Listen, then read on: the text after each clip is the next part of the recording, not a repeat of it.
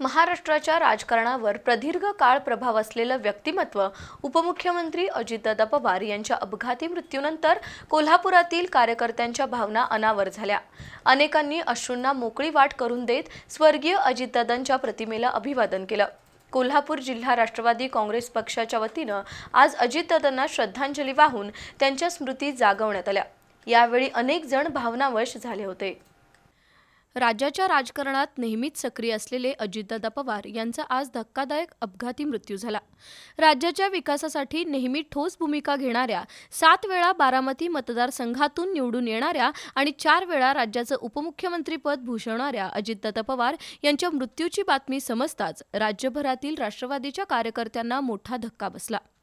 अनेक कार्यकर्ते ओक्साबोक्शी रडले। कोल्हापूर जिल्हा आणि शहर राष्ट्रवादी काँग्रेस पार्टी अजितदादा पवार गटाच्या वतीनं आज 12 इमाम परिसरात स्वर्गीय अजितदादा पवार यांच्या प्रतिमेचं पूजन करण्यात आलं।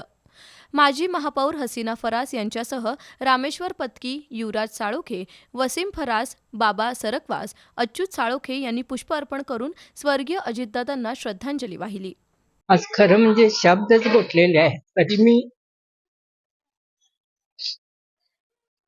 आमच्यावर दुर्दैव असं आलेलं आहे की आज ज्यांच्यासाठी आम्ही स्वागतासाठी उभं असतो, आज त्यांच्या श्रद्धांजलीसाठी आम्ही जमा झालेलो आहे। खरंच खूप आमची दुःखद घटना आहे। आज आमचं खरं म्हणजे आमचं छत्र हरपलेलं आहे। पवार कुटुंबियाशी आमचं खूप जुनं नातं होतं आणि कायम राहणार। सर्व फराज फॅमिली, आमचे सर्व राष्ट्रवादी त्यांच्या दुःखात सहभागी आहोत। दादांच्या बरोबर जे देवाघरी गेलेले त्यांच्यासाठी सुद्धा श्रद्धांजली वाहते। पण नाही दादा, तुम्हाला भेटायची आम्हाला इच्छा होती। अतिशय त्यांनी आमचं कौतुक केलं। असे कार्यकर्ते मिळालेत म्हणून हा पक्ष मी चालवू शकतो असं ते प्रफुल्ल पटेलांनाही म्हणाले, त्यावेळेला प्रफुल्ल पटेल पण तिथे होते।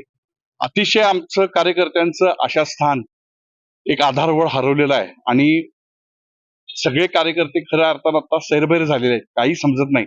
अजितदादा आपल्यात नाहीत ही भावना मनाला स्पर्श सुद्धा करू शकत नाही। आज या नेत्याला खरं म्हणजे श्रद्धांजली वाहण्याची वेळ आमच्यावर येईल।